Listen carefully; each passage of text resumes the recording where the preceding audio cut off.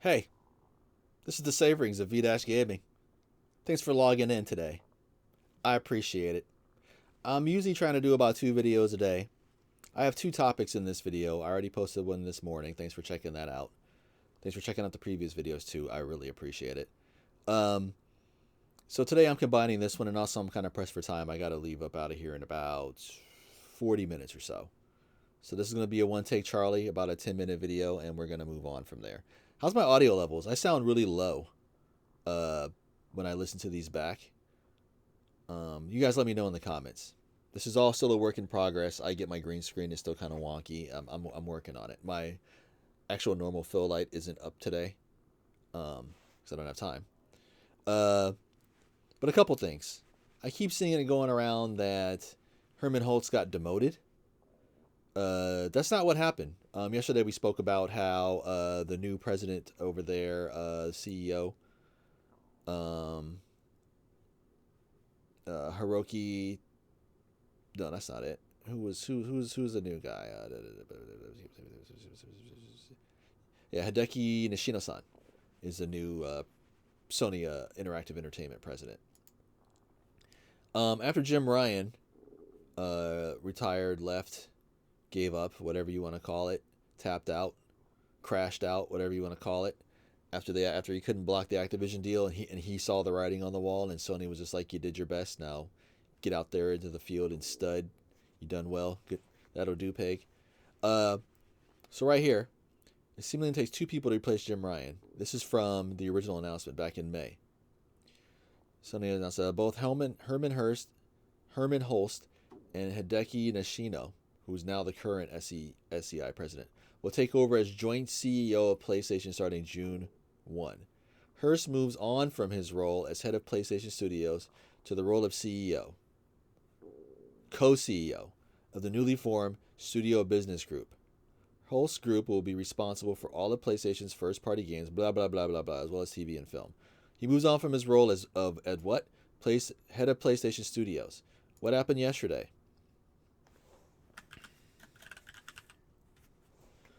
Was appointed of the Studio Business Group. He would continue to serve as CEO of the Studio Business Group and reporting to that guy. So technically, he didn't go anywhere, and CEO was continue to lead the development, publishing, and business operations of first-party content. So that's basically he's the head of PlayStation Studios. His boss, the guy he was co-chair with, co-CEO with, is now the CEO of SIE, which is over all of it. So Herman Hulst did not get demoted. He got promoted, actually. He got put in charge of the Studio Business Group, which includes PlayStation Studios, as well as TV and movies and hardware. So, no, he did not get demoted, as everyone likes to say. It's fine. There was a lot of restructuring. The person who he was co-CEO with did get promoted, and by elimination, Herman Hulst got promoted because now he's in charge of 3 things instead of just one thing. And that includes a major thing, which is PlayStation First Party Studios. His boss, I guess now, Nishino-san, was in charge of third party gaming relationships and development. So he was the guy who was money hat in games over there. Stellar Blade, that was him. Returnal, that was him. Demon Souls and maybe not Sekiro, Demon Souls and maybe Bloodborne. I don't know if he was still there, if he was there when that happened, but I think so. I think he's been in that position since 2000. I'm not going to speculate. But anyway, Herman Hulst did not get promoted. If anything, he got a slight promotion. He's in charge of more things now. And this is the other major news for the day. I just saw this sitting on the toilet. Sony drops PSN account requirement for PC version of PlayStation games. PlayStation maker hopes you'll still log into the PSN anyway. I was just texting with my pony friend back and forth how Sony's going to be forced to do a lot of things they're not comfortable with in order to survive. And I told my friend, if you want to see your precious PlayStation keep going, they're going to have to bend the knee on some things that maybe got them to this point. they're going to have to turn tail and do the opposite of those now, because that stuff's not sustainable. Money hiding games, not sustainable.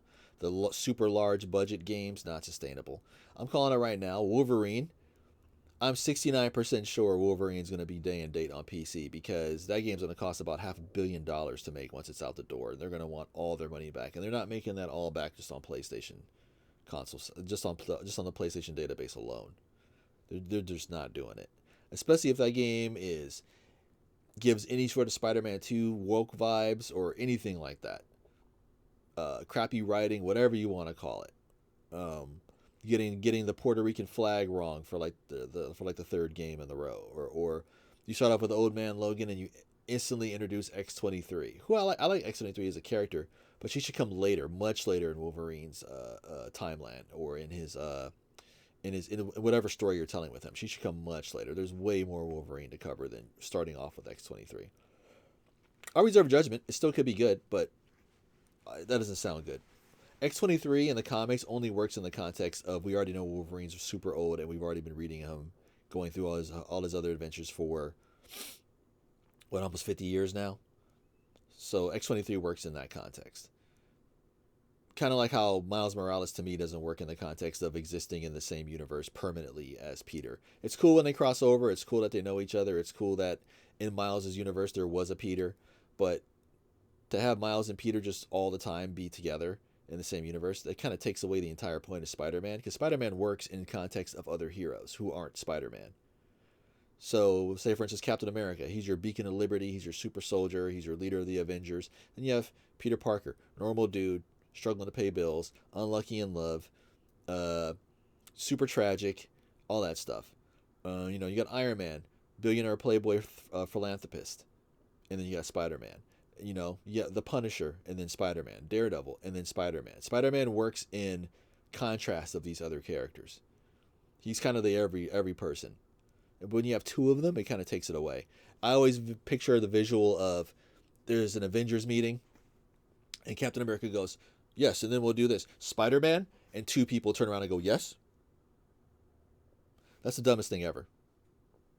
That's the dumbest thing ever. That's like having a Justice League meeting and Superman goes, Batman, and two people turn around and go, yes?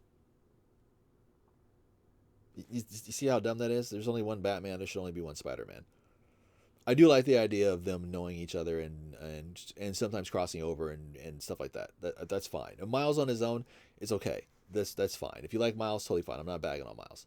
But the idea of him and Peter permanently being together in the same universe is just... stop it. So what they're saying here is, Sony Interactive is eliminating the need for a PlayStation Network account for certain single-player games on PC, the company announced Wednesday. That's today. That includes this week's release of Marvel Spider-Man 2 and the upcoming release of The Last of Us Part 2 Remastered, two titles that currently say they'll still require a PSN account in their respective Steam pages. Let's take a look, shall we? Don't forget to join our V-Gaming Steam group. As you can see, I post when I upload videos here.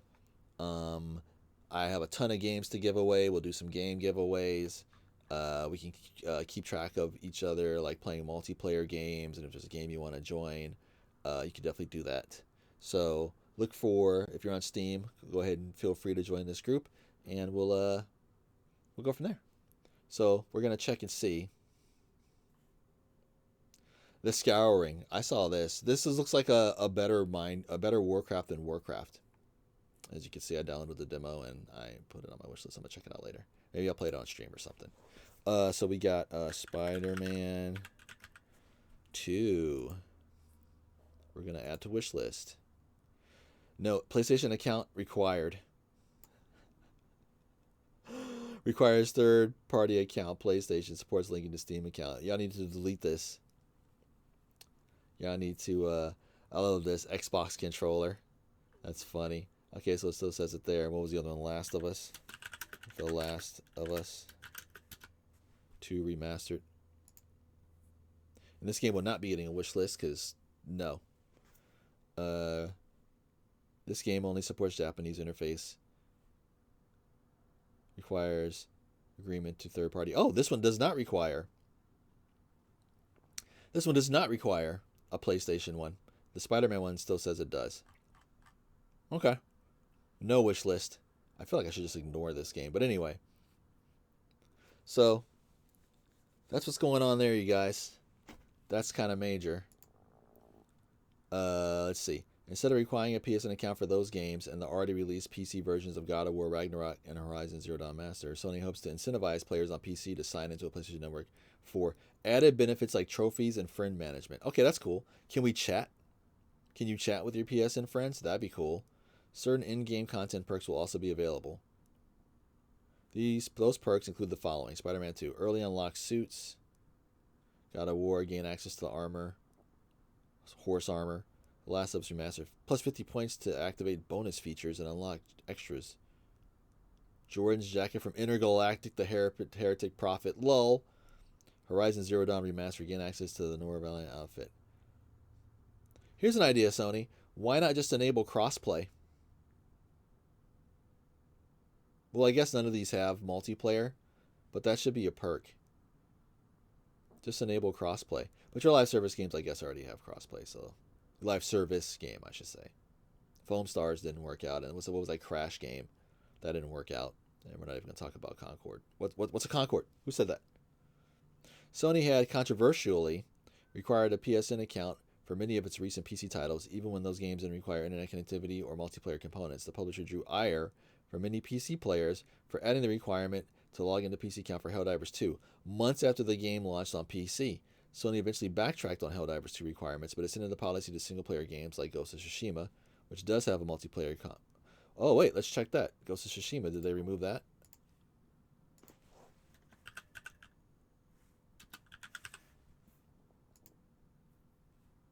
PlayStation Network account acquired. Still required. And Until Dawn. Until Dawn. Why so expensive? $60? Are you high? PlayStation Network account required. Yeah, y'all need to go back and update this and delete this. Unsupported on Steam Deck. How so? What are the requirements for this? An i7, 8 gigs of RAM. This should run on a Steam Deck. Okay. If anyone in the comments know if this game runs on a Steam Deck or not, let me know. Not that I'm ever going to get this game, but whatever's. Well, there you go. There you go. That's pretty big news. When and if Halo Master Chief Collection comes out, that game should for sure have crossplay. And there should be like little badges depending on the platform that you're on. So if you're on PC, it should have a little PC Master Race head badge right here. If you're on Xbox, it should have a little Xbox X circle. And if you're on PlayStation, it should have like the PSN Studios symbol. And then that way you can like see who's who when you're playing. That'd be amazing. But anyway, I'm going to let y'all go because I got to go. Thanks for tuning in. Join our Steam group, V-Gaming. Join me on Twitter at V-Gaming. And I will see you in the next one. Good gaming. Y'all be good. I'm out.